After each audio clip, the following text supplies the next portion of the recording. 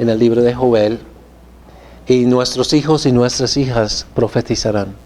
Nuestros jóvenes tendrán visiones y los ancianos, porque duermen más, sueños.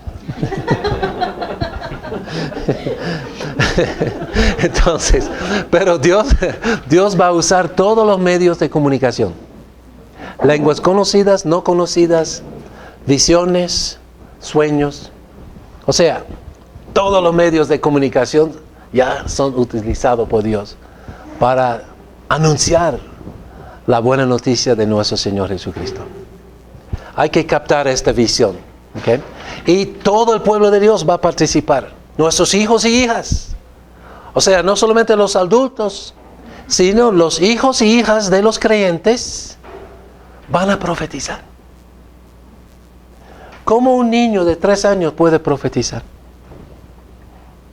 Bueno, en Toronto hay un movimiento que trató de explotar eso, ¿no? La llamada sonrisa de Toronto. Pero no es así. Es simplemente el niño, los niños de los creyentes van a amar a Dios sobre todo a edades muy tempranas.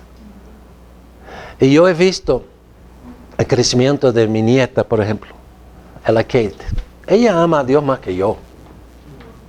Esta muchacha ama a Dios tanto. Para su cumpleaños de 7 años, decimos, mira, soplo para la vela, ¿no? Y hay que hacer una, como wish, ¿cómo se dice? Una deseo.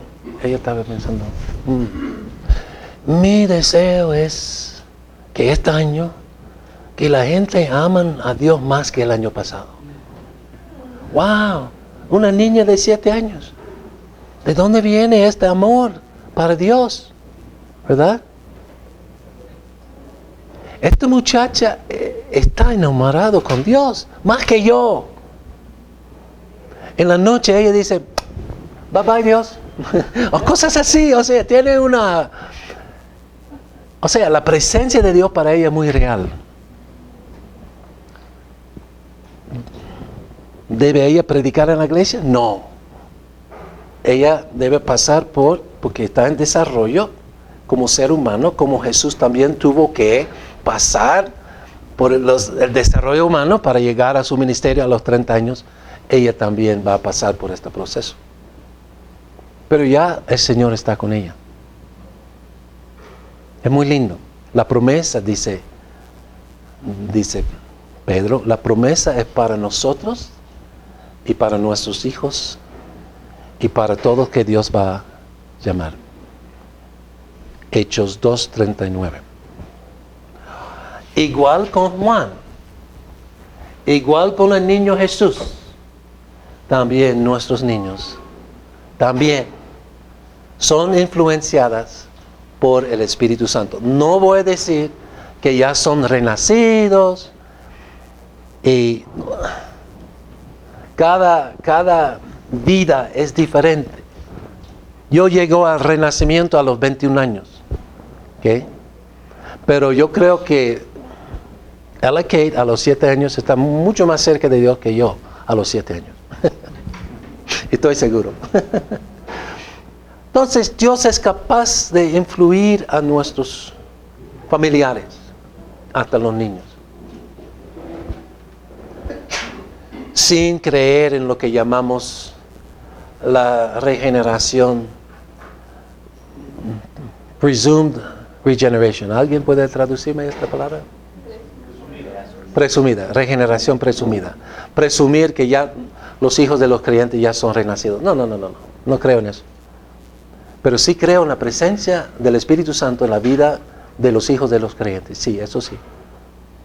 Eso podemos estar seguros. Ahora, el nivel de espiritualidad de la persona, del niño, del joven, del adulto, es diferente en cada caso. Ok.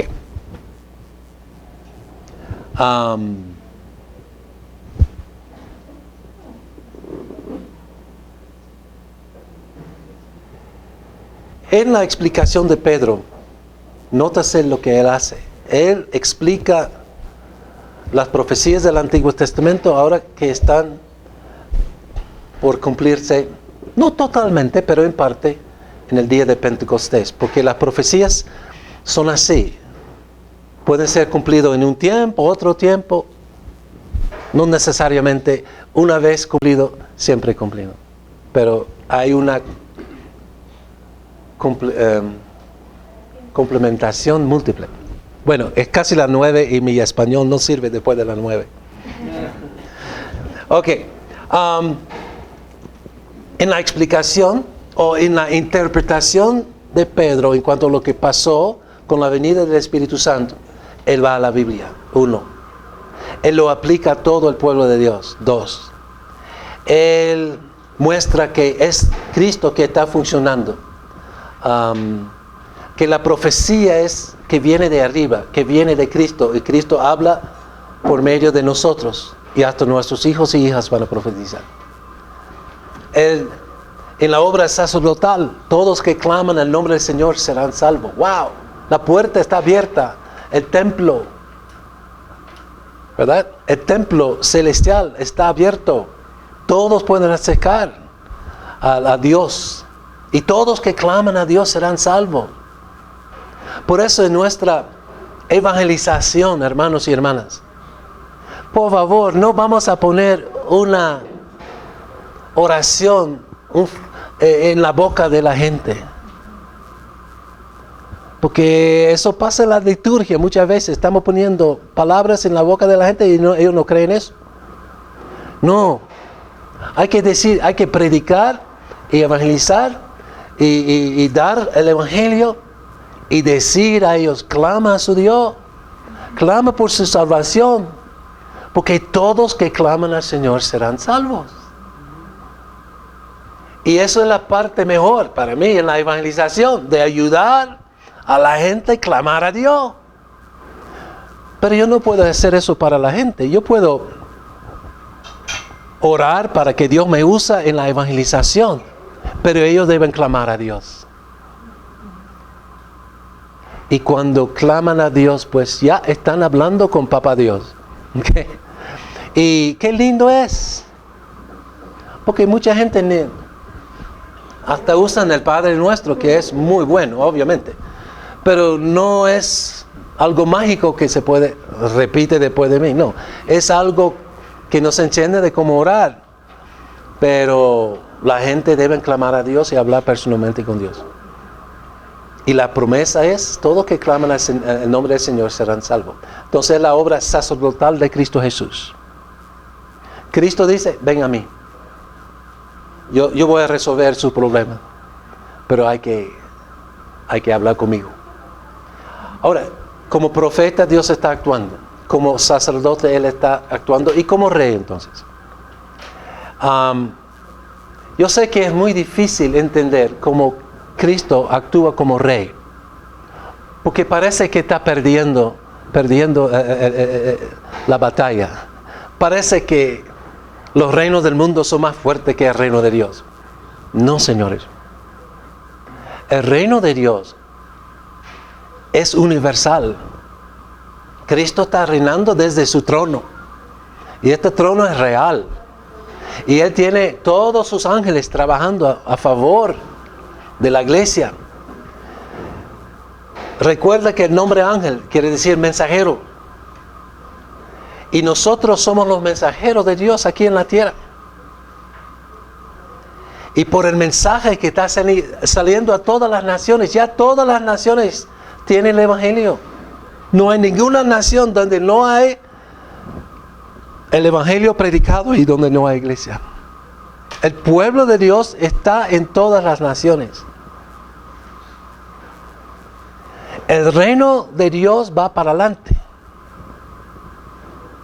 Ahora, en el curso Cristo santifica la cultura, trato de explicar el avance del reino de Dios, pero la caída de la cultura cristiana o la cultura hebrea. Eso sí, ha caído y está cayendo y va a caer y no va al cielo. Pero el cuerpo de Cristo está creciendo. Y cuando alguien entra al cuerpo de Cristo, nunca sale. Cristo nunca ha perdido una oveja. Mas Cristo nunca ha perdido una oveja perdida. Él siempre, siempre, siempre llega a los hermanos más pequeños, a las ovejas más perdidas. Siempre llega, y soy testigo de eso. Al predicar en la calle, yo he visto gente muriendo en la calle de SIDA. Están muriendo ahí. Y viene un evangélico y dice, que Dios les bendiga. ¿Verdad? Quiero hablarte de Cristo. Es tremendo. La gente, los mejores, peores criminales en la cárcel reciben el evangelio. Alguien va a hablar. Porque el reino de Dios es más grande que los reinos del hombre. Y el reino de Dios va a mostrar su superioridad y prioridad. Y por la gracia de Dios podemos ver eso. Y recibiréis, dice aquí, el don del Espíritu Santo. Eso simplemente la presencia del Espíritu Santo. ¿Okay? Pero es un don. Es un regalo. Es dado por Dios. Yo no te puedo dar el don del Espíritu Santo, ni poner manos para que reciba el don del Espíritu Santo. Si usted piensa que no tiene el don del Espíritu Santo, pídelo.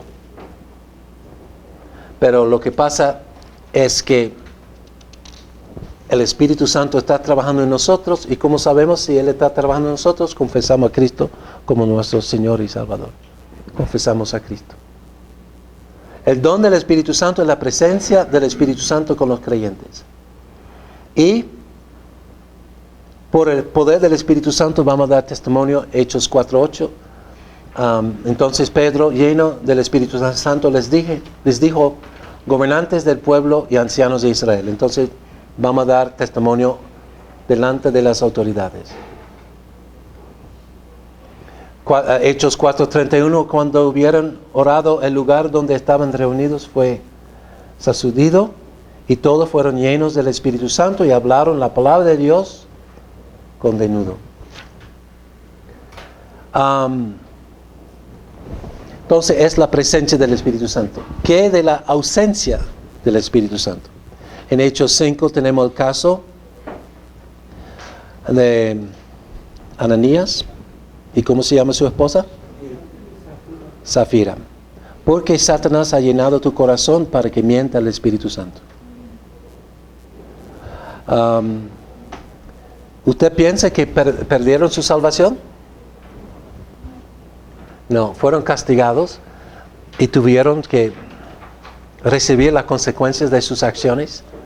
Y Dios, como dijo al principio, como con los niños que son abortados, usa eso para convencer a la madre y padres y políticos de su error. También es para mostrar que Dios es serio en cuanto a la verdad, en cuanto a nuestras promesas, en cuanto a nuestro compromiso con Él.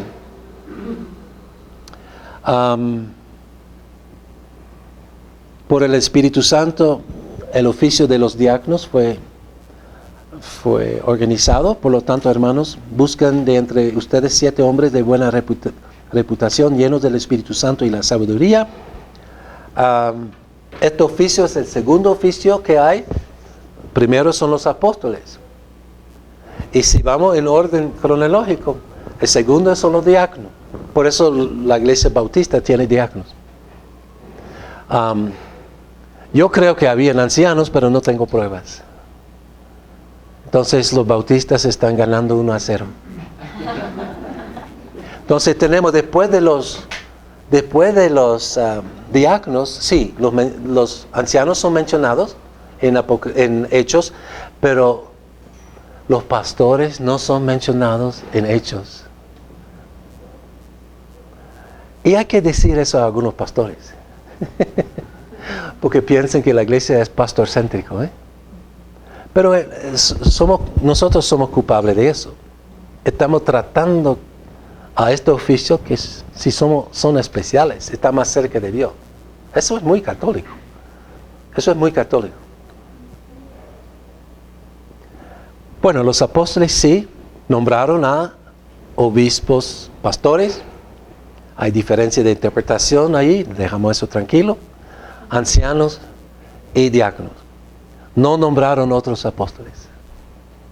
Y hay iglesias que creen que los apóstoles todavía existen.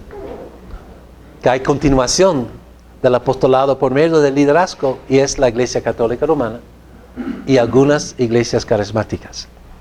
Pero en la Iglesia Católica Romana ellos creen la continuación del apostolado por los líderes, por los papas. Mientras que los protestantes dicen no. Los apóstoles no nombraron otros apóstoles, son únicos, y nombraron a obispos, pastores, ancianos y diáconos. Es muy sencillo. Ahora, los diáconos, llenos del Espíritu Santo, tuvieron que responder a un gran problema. Había más o menos 8,000 convertidos, judíos y griegos también. Y entre los griegos había muchas viudas. No sabemos por qué. Puede ser por la poligamia, que por predicar lo que dice la palabra en cuanto al matrimonio, posiblemente habían viudas, ¿cómo se dice? Polígamas, por causa de la poligamia. O sea, eran la esposa 2, 3 y 4, cosas así. Sea lo que sea, porque no dice, sea lo que sea, había muchas viudas. Ahora, la iglesia debe responder.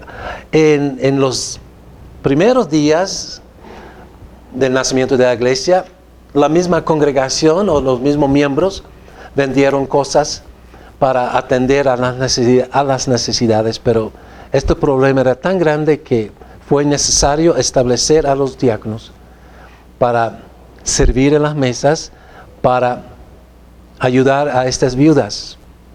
Más tarde se ve cuando Pablo escribe a Timoteo, que creo que es el capítulo 5, donde hay una organización de viudas. La Iglesia Católica dice que son monjas, pero es una contradicción, porque una viuda es viuda porque estaba casada. Okay. Otros dicen, bueno, es un tipo de orden. Otros dicen que la sociedad femenil, no necesariamente. Cuando es realmente una asociación de viudas, porque eran muchas, y fueron atendidas por la iglesia. O sea, cuando la viuda no tiene la protección y provisión de su marido, alguien debe proveer, alguien debe proteger, y si no hay un arreglo, pues la iglesia debe asumir esta responsabilidad. Y por eso fue instituido el oficio de los diáconos, para atender a esta necesidad. En tiempos de avivamiento, hay tiempos de gran necesidad, y la iglesia va a responder en gran manera. Como misionero, y ustedes también han visto que cuando hay terremotos, cuando hay huracanes, cuando hay tornados, cuando hay diluvios, hoy, ¿quiénes son los primeros para responder? Los cristianos. ¿Y qué pasa? Muchas veces son pueblos cerrados, uno, o pueblos donde la iglesia está en apostasía, y viene ahora una ola de nuevos cristianos y evangelizan, ayudan, aman, organizan. Wow. Eso es lo que pasó en Haití. Haití tiene muchos evangélicos, pero poco de Cristo. Y cuando llegó el terremoto en 2010, yo hablando con los pastores, yo dije, mira, había profecía sobre la venida de este terremoto. ¿Dónde estaban los profetas?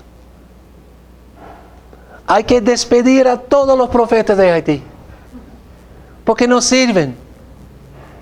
Porque si hay profecía espontánea, porque no hay alguien quien dijo que mañana hay un terremoto. Yo digo, pero hay profetas verdaderos que predican fielmente el Evangelio todos los domingos y durante la semana y llaman a la gente a arrepentirse de sus pecados. Porque este terremoto existe para llamar a la gente a arrepentirse, prepararse para la eternidad. Y es la profecía verdadera. En tiempos de gran necesidad, la iglesia va a responder. Y hay avivamiento. Hay avivamiento. Ahora el mundo está consciente que las iglesias son los primeros para llegar en tiempos de desastre y prohíben a los cristianos entrar. Ahora no pudieron entrar en algunas partes de China y en el Medio Oriente, pero hay iglesias dentro de estas naciones también. Y realmente hay que preparar a estas iglesias dentro de estas naciones. Hay que ayudarles a responder. Y ellos responden, porque Dios está con ellos. Los diáconos, llenos del Espíritu Santo y de sabiduría. Pero los diáconos no solamente ayudaban, pero predicaron también. Felipe era uno y fue usado por Dios para evangelizar y para predicar.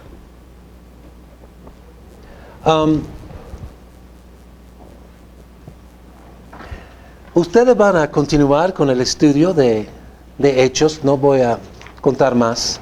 Quiso llegar a este punto. También hay un estudio sobre el Espíritu Santo en las epístolas. Si ustedes quieren leer algo un poco más profundo, hay un buen libro escrito por Sinclair Ferguson, El Espíritu Santo, y él toma este mismo método de pasar por toda la Biblia, haciendo un análisis de la obra del Espíritu Santo. Pero tengo las menciones del Espíritu Santo en las epístolas y hasta el final de la Biblia. Ahora, falta media hora. Tiempo para preguntas. Si ustedes no preguntan, pues no entendieron mi español. Preguntas. ¿Sí, hermana? ¿Cuál es la diferencia entre regeneración y evangelización? Ok. Evangelización es compartir el Evangelio con los no creyentes. Evangelización. Regeneración es la obra del Espíritu Santo para darnos vida nueva, vida espiritual. También es llamado nacer de nuevo. ¿Está bien? El avivamiento se da en un retiro, como yo no sé. Ok, el avivamiento, nosotros no podemos controlar avivamientos. Yo estuve en Colombia viajando a Venezuela hace 5 años más o menos. Había una señal muy grande. Esta noche, avivamiento. No creo. No es un producto del hombre. Entonces, los tiempos de avivamiento se ve cuando, por un lado, hay gran necesidad y por otro lado, hay el movimiento del Espíritu Santo dentro de la iglesia, renovando la iglesia, capacitando la iglesia para responder a la gran necesidad. Y porque casi todos los casos que yo he mencionado de avivamiento hoy en día ocurren en lugares donde hay gran necesidad. Yo he dicho también que mi propia definición de avivamiento es la intensificación de la obra del Espíritu Santo. Entonces son situaciones urgentes emergencias. O sea, y normalmente en estas situaciones se ve avivamiento. En Cuba, Venezuela ahora. En los Estados Unidos, los cristianos reconocen que el cristianismo, sea católico, ortodoxo, sea evangélico o protestante, tiene problemas. Y entonces comienza a clamar a Dios. Entonces surgen ministerios como de R.C. Sproul y otros que dan conferencias sobre Dios. ¿Quién es Dios? ¿Qué es la santidad de Dios? Y es increíble la respuesta. Y ha influenciado muchas iglesias, muchos colegios, muchas familias. O sea, es un avivamiento que viene no por medio de una denominación, sino por medio de conferencias y ministerios para eclesiásticas. Es el nombre que se dan. Pero es muy bueno, es muy lindo. La necesidad es necesidad material o necesidad espiritual. Todo. La necesidad de Dios. O sea, la gente comienza a clamar a Dios. Porque todos los que claman al Señor serán escuchados, salvados, santificados. O sea, podemos añadir, ¿verdad? Pero los presos, por ejemplo. Hay muchos presos que fueron a la escuela dominical, eran miembros de iglesias.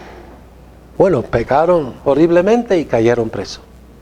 Están solos. Ya no hay iglesia, no hay familia, no hay gang, no hay nadie. Están solos. Y comienzan a clamar a Dios. ¿Y qué pasa? Dios contesta. Dios contesta. Y se ve un avivamiento en la cárcel. Entre los presos. No todos los presos. Pero se nota que hay un grupo que está fuerte en el Señor. Y no llegaron a la cárcel así. Llegaron débiles, ¿verdad? Pero ahora están fuertes. Y muchos de ellos salen con buen testimonio. Y si uno va a visitar a ellos, se nota que aquí hay algo especial. Hablé con un pastor bautista un día que estaba ministrando todas las semanas en la cárcel. Yo digo, hermano, ¿por qué usted tiene ministerio en la cárcel? Él dijo, bueno, para hablar la verdad, tengo más conversión en la cárcel que en la iglesia. Él vio la obra del Espíritu Santo más visiblemente en la cárcel que en su propia iglesia. Entonces, en tiempos de avivamiento, normalmente, porque la iglesia no está en buena condición, el avivamiento ocurre fuera de las puertas de la iglesia. Con los hermanos Wesley era en los campos. Con Whitfield también, fuera de la iglesia institucional. Con Edwards, fuera de la iglesia. Bueno, él era pastor y predicaba dentro de la iglesia, pero salió de la iglesia para trabajar con los indígenas. Y muchas veces los tiempos de avivamiento son fuera de la religión institucional o la iglesia institucional. Sí, si no hay otras preguntas. Pero no me habla de minifaldas. Ya se fue que... Está bien, hermano. ¿Cómo? ¿Qué significa presbiteriano? Ok, presbiteriano viene de la palabra presbítero en griego, que es el nombre dado a los líderes locales de la iglesia. Entonces el presbítero es también llamado ancianos. Son personas que son líderes de la iglesia a nivel local. Sí, presbíteros. Y habían ancianos en el Antiguo Testamento también, o sea, el liderazgo local. Muy bien, otra pregunta. Sí, hermano. Sí, estoy pensando en el avivamiento, pero cuando la palabra dice, hoy es el tiempo de salvación, ¿no es cierto? No se refiere en primera instancia a la iglesia misma en sí, es decir, a los creyentes en primera instancia. Bueno, la salvación solamente es para los creyentes, entendemos eso. Sin embargo,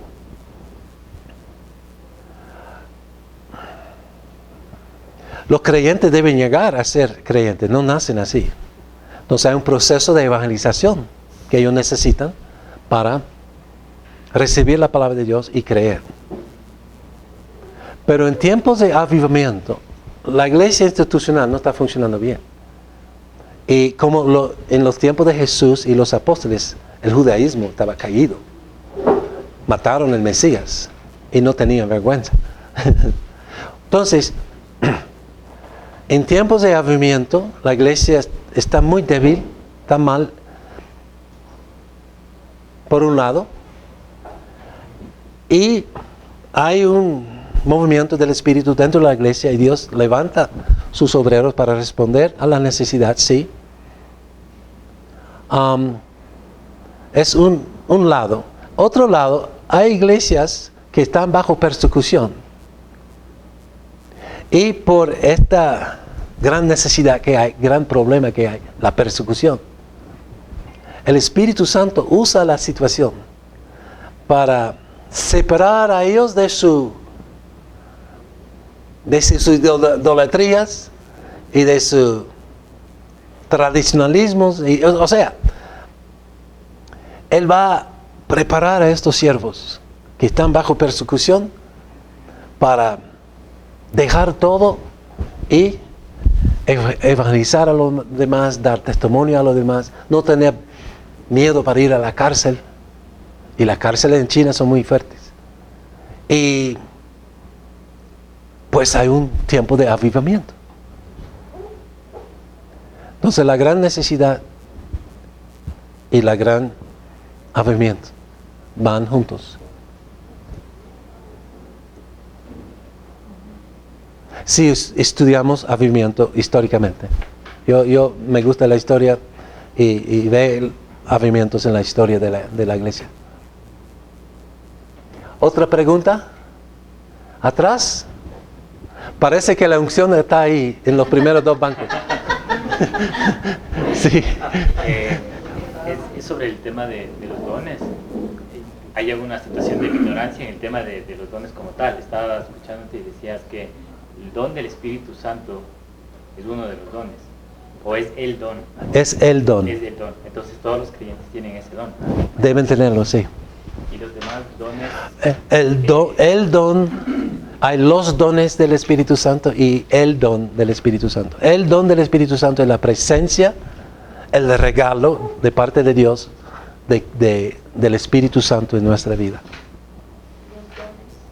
Y los dones, hay como 19, ¿verdad? Mencionados. Están en 1 Corintios 12, 14, Efesios 4, Romanos 12. Y todos son para la edificación de la iglesia.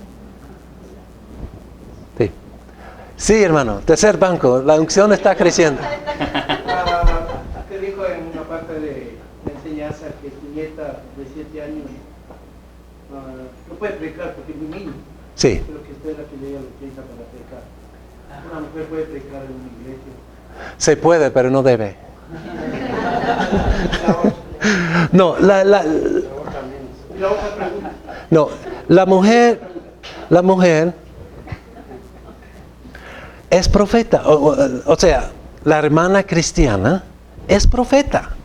Porque nuestros hijos e hijas profetizarán. Son profetas. Pero no son pastores en la iglesia. Porque en la Biblia no hay pastoras. Pero estoy seguro que dentro de 10 años van a poner pastores en la Biblia. Lamentablemente. ¿Pero quién pone eso? Casas de publicación, los traductores. Porque ya han puesto, por ejemplo, Santiago 1:2, mis hermanos, dice Santiago. Bueno, muchas versiones dicen mis hermanos y hermanas. Ningún manuscrito antiguo tiene hermanas ahí.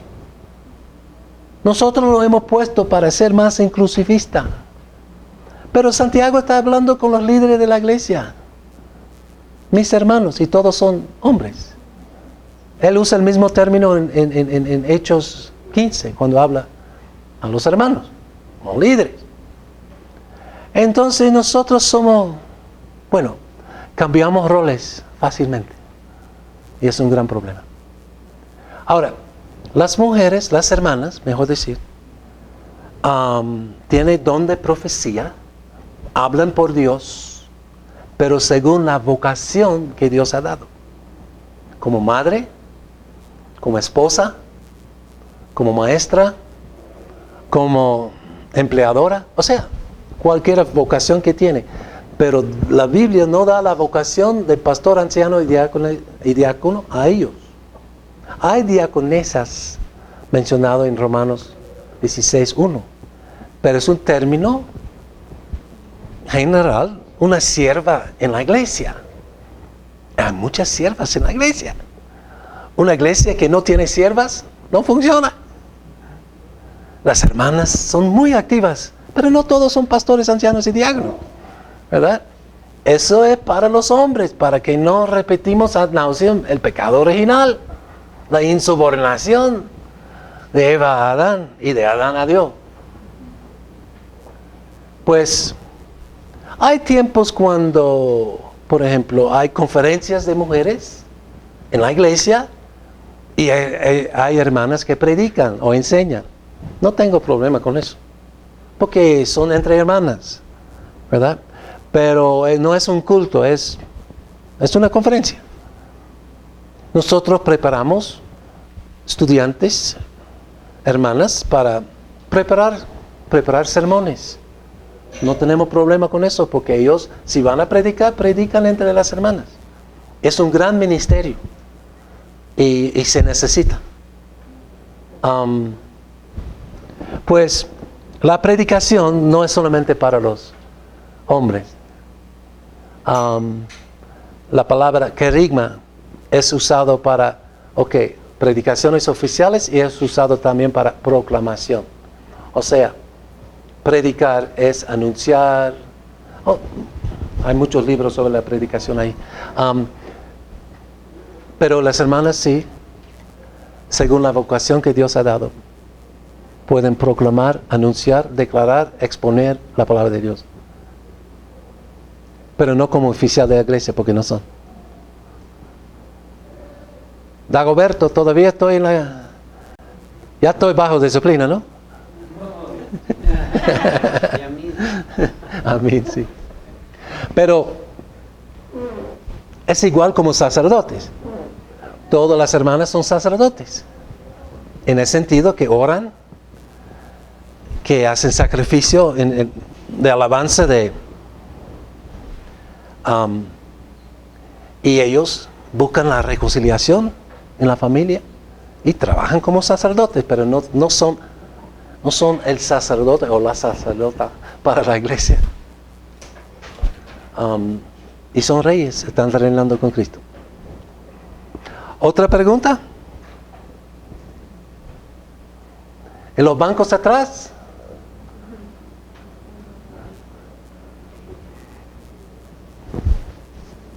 Si ustedes no están de acuerdo, pueden decir, porque no soy yo, ¿verdad? Pueden contradecirme sin problemas, porque la clase es así. Si hay opiniones diferentes, podemos pedir una aclaración. No hay problema con eso. No, usted decía que hay profetas ahora. Profetas. Hay gente que se proclaman por profetas ahora. En las iglesias carismáticas hay muchos que son profetas. Sí, hay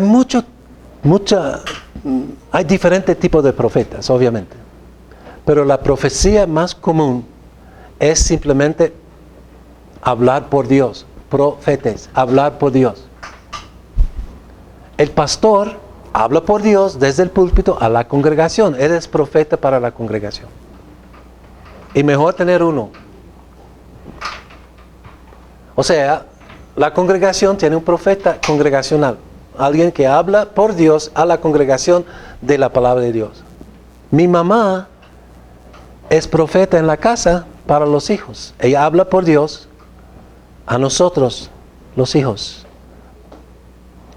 En mi vocación de ser hijo de mi mamá, yo soy profeta también. Y puedo hablar con mi mamá sobre la palabra de Dios y sobre lo que dice la palabra de Dios y colaborar con ella. Entonces la profecía va según la vocación que uno tiene. Y la vocación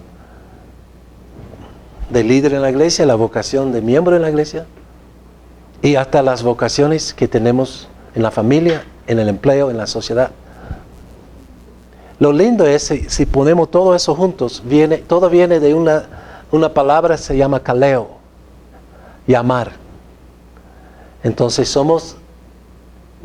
Dios nos ha llamado desde antes de la fundación del mundo, nos ha llamado, nos ha dado una vocación, nos ha dado la habilidad de clamar a Dios, orar, nos ha congregado en la iglesia, los llamados afuera, y por fin vamos a volver, ¿verdad?, a nuestro Dios y cumpliendo con el llamado que Dios nos ha dado, que tiene varias dimensiones. Pero cada cristiano debe saber cuál es su vocación. En mi caso, por ejemplo, mi esposa es maestra, excelente maestra. Y aunque casi no, como maestra suplente, no recibe mucho dinero para eso. Pero a ella le gusta enseñar y hablar con los niños sobre Cristo, aunque la escuela pública no permita eso. Pero ella tiene la manera de decir algo y el estudiante pregunta y ella contesta. Hay maneras, ¿verdad? Y ella es madre, excelente madre, ¿verdad? Esposa, excelente esposa. Entonces tiene vocaciones y según la vocación que Dios ha dado, sus llamados, pues ella es profeta. No profeta mística, no habla en el nombre de Yahvé, Elohim, Adonai, El Shaddai, ¿verdad? Porque los profetas estúpidos siempre hablan en el nombre del Dios del Antiguo Testamento. Y, o sea, no están pensando porque todos estos nombres ya han sido traducidos al Teos, a Kurios y Pater en el Nuevo Testamento, ¿verdad? Entonces, lo que estos profetas místicos están imitando a los profetas del Antiguo Testamento y hay que denunciar, hay que hablar con ellos y denunciar lo que están haciendo, porque no son profetas. Pasa que no se puede conversar con esas personas porque son paganos. Escribe, Pastores que no le permiten a uno conversar. escribe, Dan su prédica y se desaparecieron. escribe una carta. Yo escribo cartas. Yo he escrito a Warren, Rick Warren. Eso me pasó antes, cuando estaba en una iglesia, donde algunos hermanos de aquí estuvieron. El pastor dice, no es bueno ni conversar. ¿Qué está pasando? Sí. Entonces, o llegas a una casa, no sé. Yo escribo a los pastores. Si no estoy de acuerdo con él, escribo mi carta. Pero también escribo a la prensa. Tengo un ministerio de escribir cartas. Me gusta. Pero en cuanto a... Bueno, yo tuve problema con la oración de Rick Warren cuando oró en la primera inauguración. Bueno, el comienzo de Obama. ¿Cómo se dice eso? El inicio de... ¿Cómo se llama? El inicio de... El mandato gobierno. Sí, pero hay una ceremonia. ¿Cómo se llama esta ceremonia? Posesión de mando. ¿Cómo? Ajá, posesión presidencial. Muy bien. Entonces, Rick Warren tenía la oración. Y yo escribí al hermano diciendo, ¿qué estás diciendo?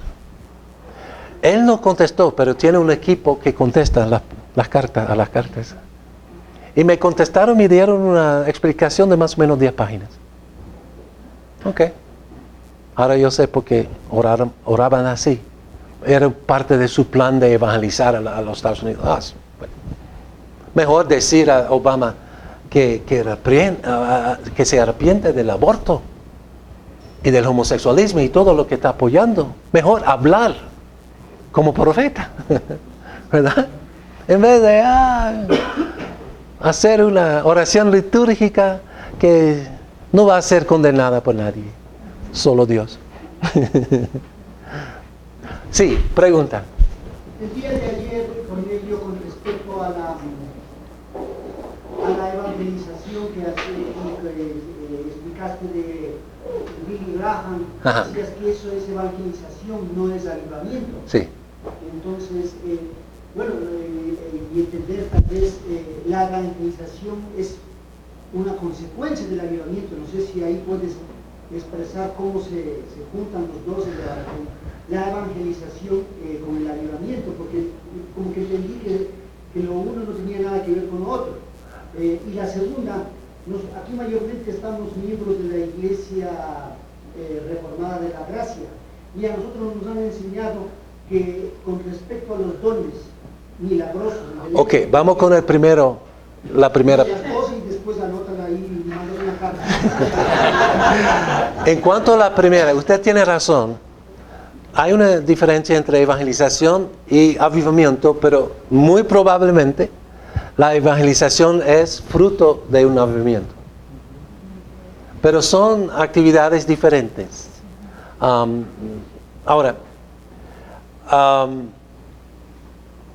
Y no podemos ser muy doctrinal en cuanto a los avivamientos. Estamos observando la intensificación de la obra del Espíritu Santo en una área específica. Puede ser que haya avivamiento entre los coreanos aquí en Quito y no entre los venezolanos. Puede ser. Algo muy específico. ¿Verdad? Pues hay que definir los términos. ¿Y la segunda pregunta era? Y la segunda era que nosotros, mayormente aquí estamos de miembros de la Iglesia Reformada de la Gracia, donde se nos ha enseñado que con respecto a los dones milagrosos somos cesacionistas, deberíamos serlo, pero en tu perspectiva más bien como que estás indicando que hay que dar una especie de libertad de asumirlo, y tal vez en ese sentido a algunos de nosotros nos puede crear un poco de confusión, sí. Porque en este caso para mí es más fácil y más cómodo, si es que se presenta alguien hablando lenguas, reprenderle diciendo los dones ya no existen, y eso fue algo para el tiempo de la iglesia, de Hechos de los Apóstoles, de la transición, y estamos aprendiendo en el sermón dominical sobre Hechos.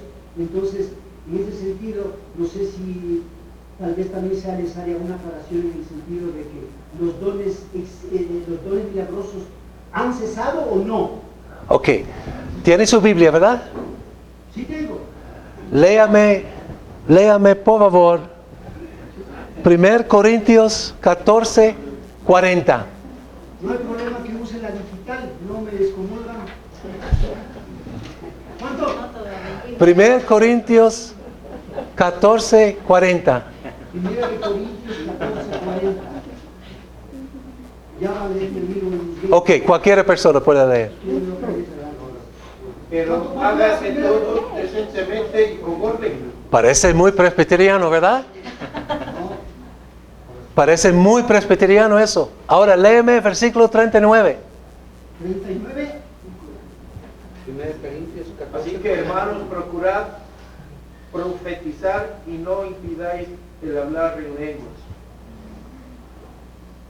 Es doctrina apostólica de no prohibir el hablar en lenguas. Ahora, yo tengo la misma dinámica en mi iglesia, porque mi iglesia tiene la misma postura que usted presenta. Pero yo voy a ser obediente, no al paradigma de cesionismo y continuanismo. Voy a rechazar esta categoría, porque no es absoluta. Y voy a algo más absoluto, que es la soberanía de Dios y la doctrina de los apóstoles. Entonces, si en mi iglesia, un día, aunque tengo 67 años, no creo que van a hacer esto, pero puede ocurrir que si en mi iglesia dicen, Cornelio, explica por qué usted habla así, que los dones de lengua pueden pasar hoy. Bueno, no prohíbes el hablar en lenguas. Yo no sé si las lenguas existen sí o no, porque no soy Dios y no soy juez tampoco. Pero yo sé cuál es mi responsabilidad: examinar todo, sea predicación, enseñanza, evangelización, lenguas, interpretación de lenguas. todo voy a examinar y no voy a entrar a esta área diciendo o prohibiendo el hablar en lenguas. No.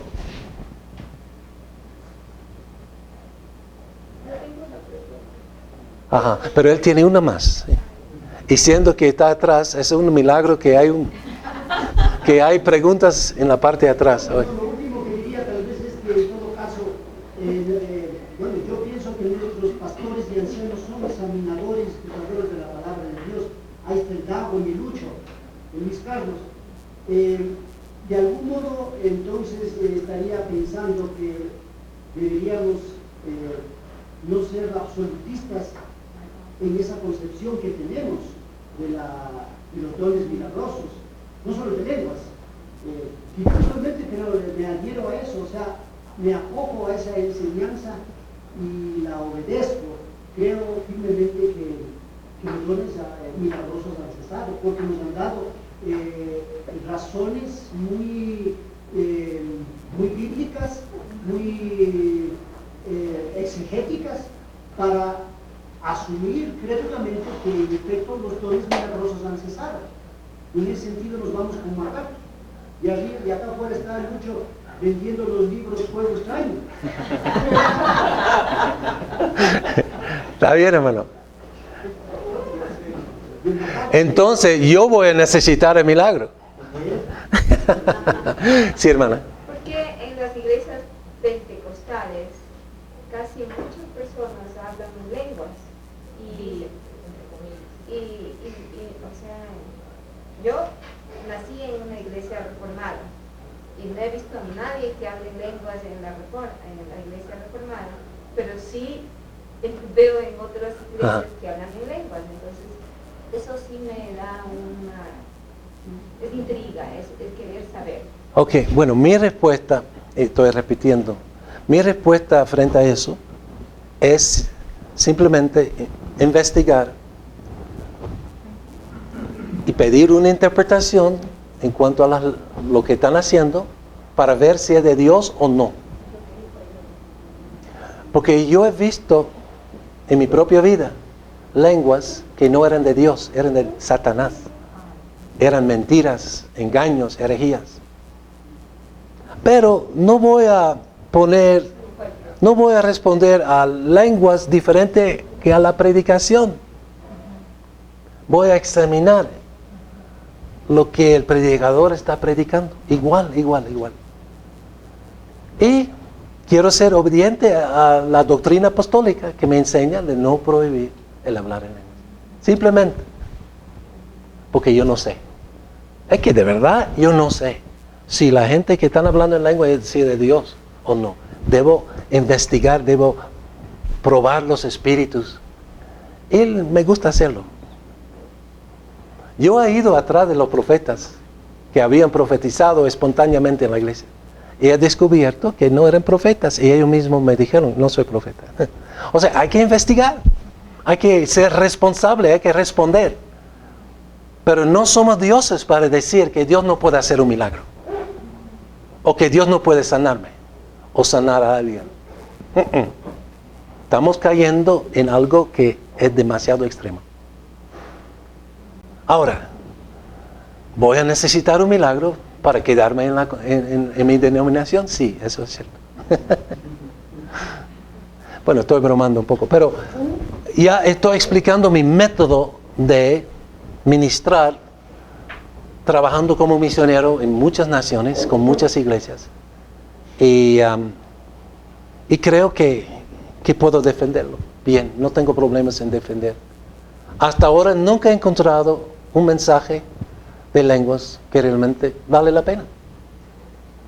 Que no está en la Biblia, o que se puede decir en español. Mucho de eso es misticismo. Y no es necesario para la edificación de la iglesia.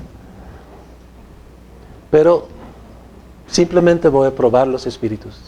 ¿Sí? Además, aquí mismo, en 1 Corintios 14, o sea, Dios es de orden, y aquí dice que el que habla en lengua extraña que sea de 2 o 3, dice. Y obviamente dice y que haya un intérprete.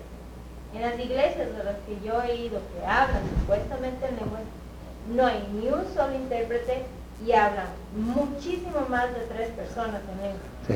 Se está yendo en contra de la Biblia, de lo que dice la Biblia. Entonces, ya desde ahí yo parto de que no están hablando en lengua. Sí, sí. Sí. Y todos hablan lo mismo. Exacto, o sea, balbucean cosas que no deben entender. Hermano, ¿dónde aprendiste su holandés?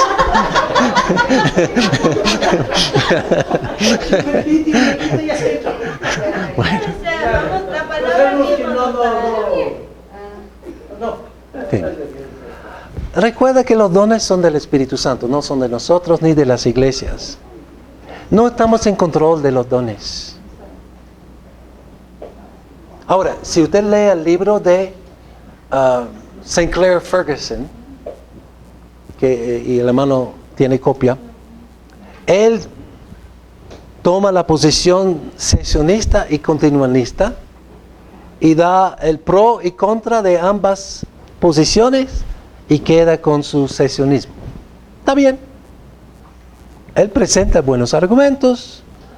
Él ha examinado con los ojos abiertos y en oración el asunto y llegado a su conclusión.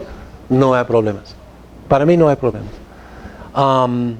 Sin embargo, hay otros hermanos, y especialmente en el campo misionero, que han visto sanamientos directos, que han visto milagros auténticos, y no tengo problema con eso. Pues creo que la síntesis en cuanto a eso es que los milagros no son normativos. O sea, ni podemos declarar milagros o esperar milagros. No, los milagros vienen de Dios y no se repiten. Y Dios es soberano y puede hacer milagros, obviamente, pero nosotros mal usamos la teología de los milagros para otras cosas. Quise para mostrar a la gente que yo tengo el Espíritu Santo, no sé por cuáles razones, pero hay que volver a la Biblia y probar todo con la palabra de Dios. Ok, aquí viene el jefe, Luis Carlos Moreno. ¿O seguimos? Seguimos. Sí.